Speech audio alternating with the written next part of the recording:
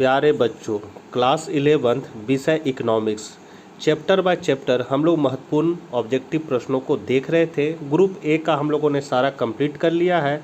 Group B में हम लोग चैप्टर 1 से 4 तक के भी प्रश्नों को देख लिए हैं।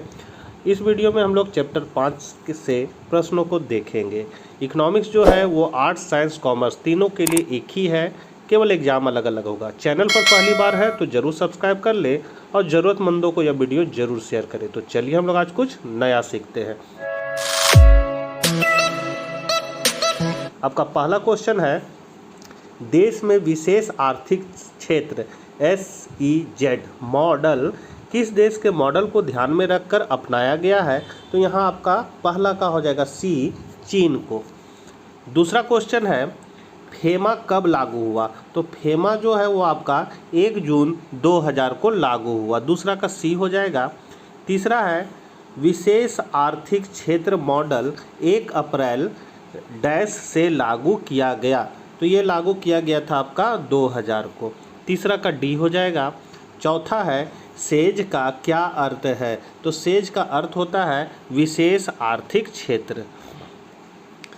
देश में फेमा डैश से लागू किया गया, तो ये कब लागू किया गया? 2003 में। तो आपका सी ऑप्शन हो जाएगा।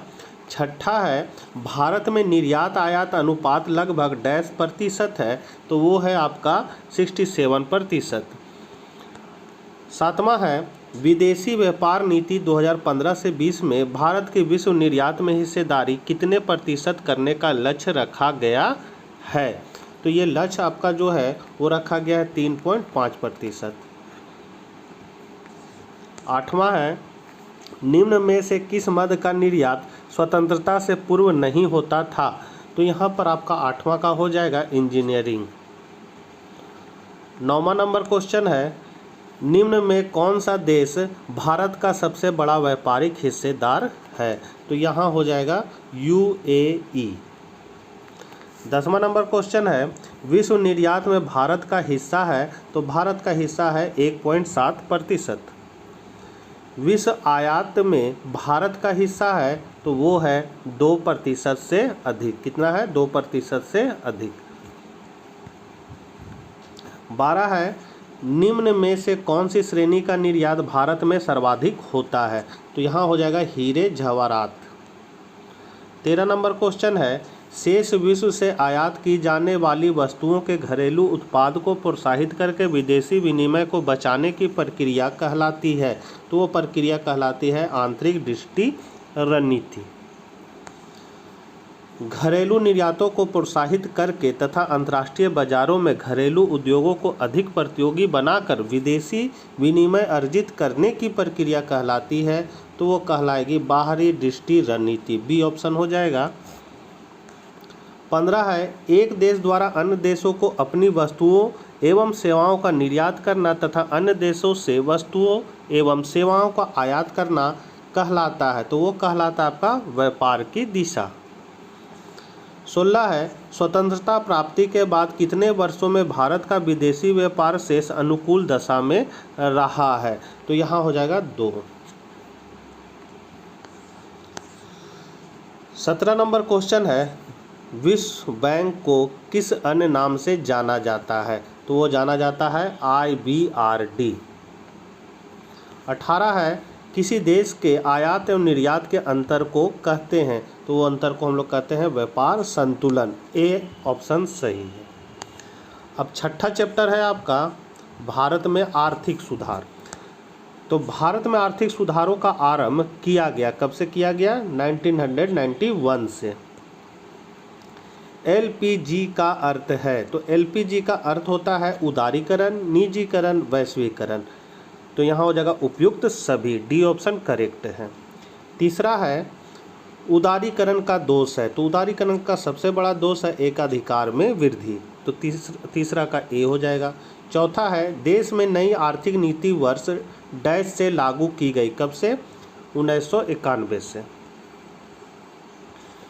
नई आर्थिक नीति की प्राथमिकता है? तो इसकी प्राथमिकता क्या है? उत्पादन में वृद्धि, उद्योगों का विस्तार और मानव संसाधन का विकास, तीनों है। इसका आंसर हो जाएगा डी, उपयुक्त सभी।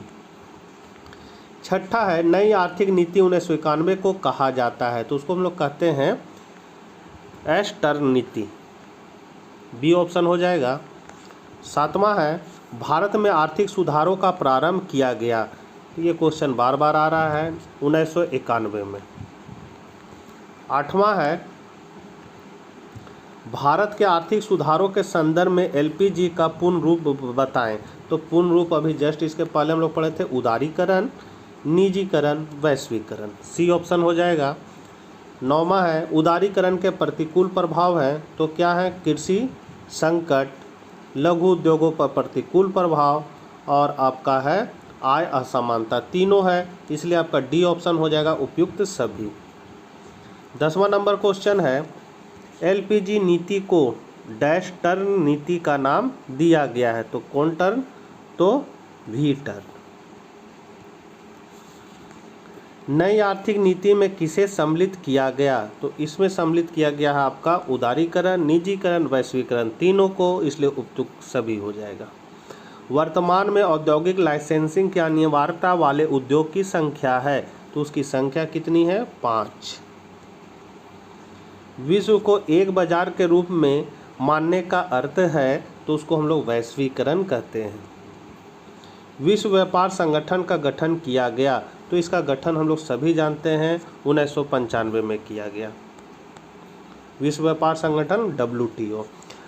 15 है आर्थिक विकास नीति में सुधार को तीव्र गति से लागू करने का निर्णय लिया गया, तो वो हो जाएगा आपका सही आंसर 1991 में। ये क्वेश्चन बार बार आ रहा है। नरम आर्थिक सुधारों को प्रारंभ किया गया, तो कब किया गया, 1985 में, 16 का ए हो जाएगा। दूसरी पीढ़ी के सुधारों में होटल व पर्यटन उद्योग में विदेशी प्रत्यक्ष निवेश की अनुमति दी गई, तो कब, तो यहाँ हो जाएगा 100%। 7वां चैप्टर है आपका निर्धनता और उसका निवारण। मनरेगा कब से लागू की गई, बहुत इंपॉर्टेंट क्वेश्चन है बच्चों, तो 2 फरवरी 2006 को। अभी इसका नाम बदल कर दिया गया है महात्मा गांधी, और मनरेगा ही दिया हुआ है, सॉरी, तो मनरेगा ही अभी इसका नाम है, महात्मा गांधी रोजगार गारंटी अधिनियम 2005।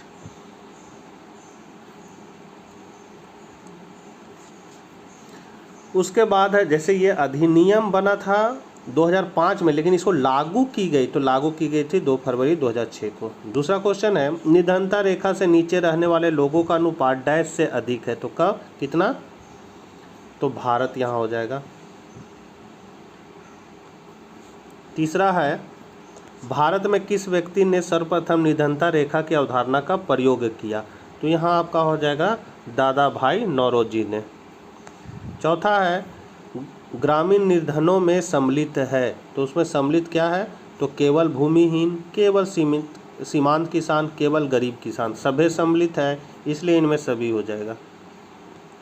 5वां नंबर क्वेश्चन है किसान क्रेडिट कार्ड योजना वर्ष डैश में आरंभ की गई, तो वो 1998-99 में आरंभ की गई।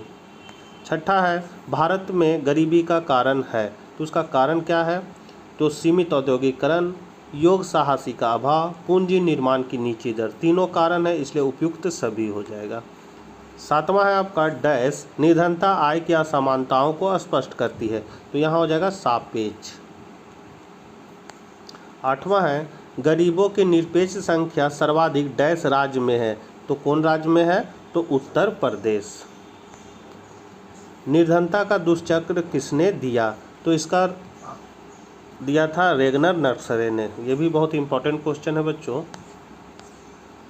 सापेक्ष गरीबी पाई जाती है, तो सापेक्ष गरीबी जो है वो पूंजीवादी देशों में पाई जाती है। निरपेक्ष गरीबी पाई जाती है, तो निरपेक्ष गरीबी आपका विकासशील अर्थव्यवस्था में पाई जाती है। गरीबी रेखा का संबंध है, तो गरीबी रेखा का आपका संबंध है निरपेक्ष निर्धनता से, ये भी बहुत इंपॉर्टेंट क्वेश्चन है।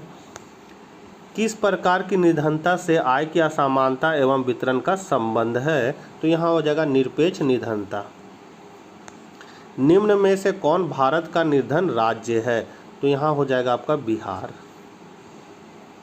1997 में लकड़ावाला फॉर्मूले को डैश के निर्धारण हेतु स्वीकार किया गया, तो यहाँ हो जाएगा आपका गरीबी रेखा का निर्धारण करने में क्या है, लकड़ा वाला। निर्धनता मानदंड के अनुसार शहरी क्षेत्र में कैलोरी उपभोग किया जाना चाहिए, तो कितना 2100 कैलोरी, और 2400 है सो ग्रामीण क्षेत्र का है, तो यहाँ आपका 16 का ए हो जाएगा 2100।